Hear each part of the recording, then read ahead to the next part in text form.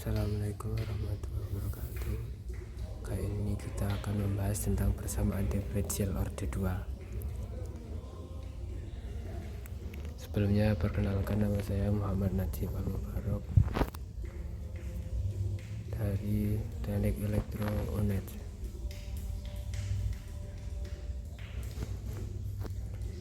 Agenda pembelajaran dan pendekatan kali ini, pertama kita akan menganalisis desain, struktur, materi, dan metode penyimpanan, penyampaian, pengembangan, implementasi, serta evaluasi.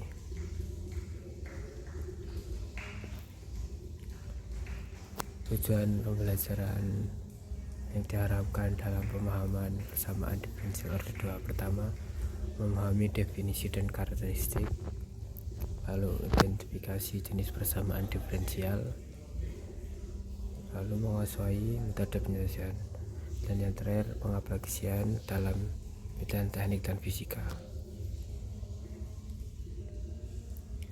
Pengantar persamaan diferensial orde 2. Definisi: persamaan diferensial orde 2 melibatkan turunan hingga orde 2 dari fungsi dengan beberapa koefisien.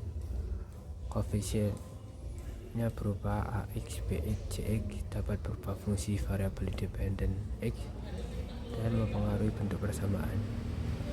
Lalu ada fungsi pemaksa. Fungsi fx berfungsi sebagai pemaksa dan dalam kasus tertentu menghasilkan persamaan homogen jika fx sama dengan 0. Klasifikasi: persamaan dapat diklasifikasikan menjadi homogen versus non-homogen serta koefisien konstanta versus variabel. Selanjutnya, metode penyelesaian sederhana persamaan orde 2. Metode karakteristik digunakan untuk persamaan homogen dengan koefisien konstanta. Mencari akar solusi karakteristik, akar real dan kembar. Solusi berbeda untuk akar real dan kembar ditemukan melalui ekspresi eksponensial. Lalu akar kompleks menghasilkan solusi berdasarkan kombinasi sinus dan kosinus untuk akar kompleks. Metode variasi parameter digunakan untuk mencari solusi khusus berdasarkan solusi homogen yang ada.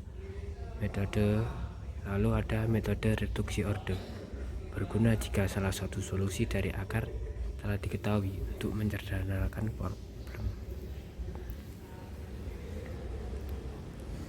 Lalu ada contoh soal persamaan homogen.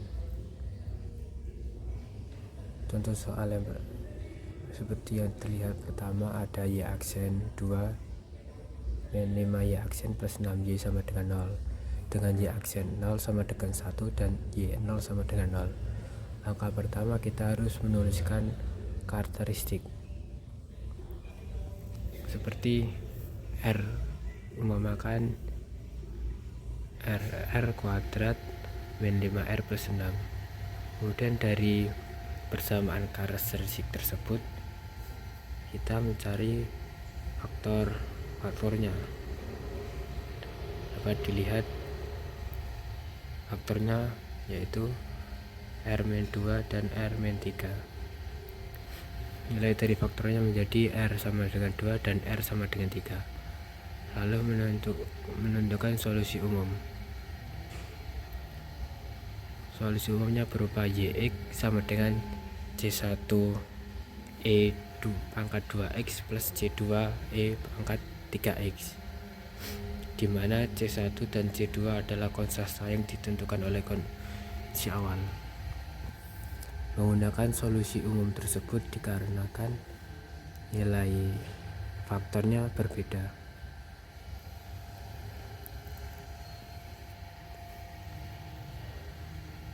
Lalu penyelesaiannya dengan memasukkan y0 sama dengan 0, yaitu y0 sama dengan c1 pangkat 0 plus c2 pangkat c2e pangkat 0 menjadi c1 plus c2 sama dengan 0. Ini menjadikan persamaan 1. Kemudian yang YX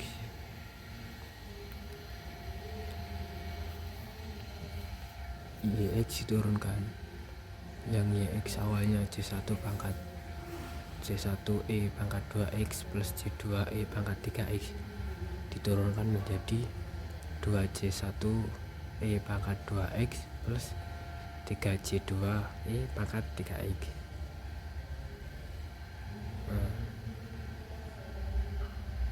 Dari nilai turunan tersebut dimasukkan Y aksen 0 sama dengan 1 menjadi 2C1 plus 3C2 sama dengan 1.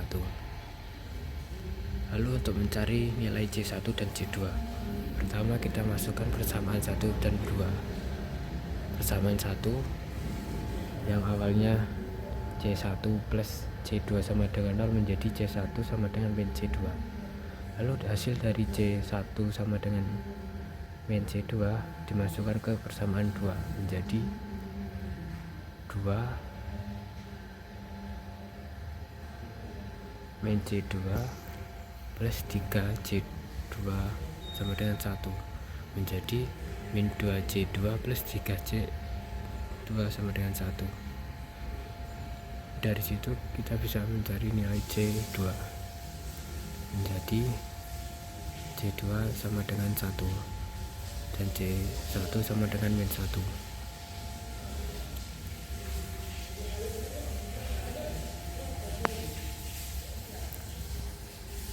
Apa sih contoh pengaplikasian diferensial R2 dalam teknik elektronik sendiri? Pertama, osilasi mekanik sistem pegas massa.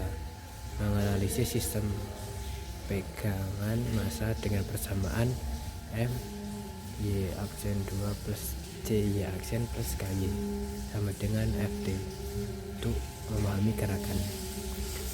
Yang kedua ada rangkaian listrik RLC seri, merumuskan respon arus dan tegangan melalui persamaan LD2Q per dt kuadrat plus R dQ plus dt plus 1 per C Q sama dengan ET. Lalu ada relevansi dalam rekayasa. Persamaan diferensial orde 2 sangat penting dalam banyak aplikasi rekayasa dan fisika. Lalu penegasan dan poin penting dalam materi kali ini. Pentingnya persamaan diferensial. Persamaan diferensial orde 2 sangat umum dan penting dalam ilmu terapan. Kedua, metode karakteristik efektif. Metode karakteristik efektif untuk tipe homogen dengan koefisien konstanta. Yang ketiga ada variasi parameter. Variasi memberikan solusi non homogen yang komuter. Kemudian aplikasi nyata. Aplikasi nyata seperti osilasi mekanik dan rangkaian listrik meningkatkan relevansi pembelajaran. Yang kelima ada pendalaman metode lain.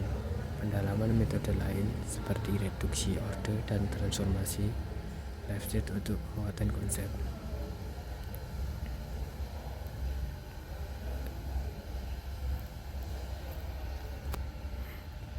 Mungkin cukup kali ini, kurang lebihnya mohon maaf. Terima kasih. Assalamualaikum warahmatullahi wabarakatuh.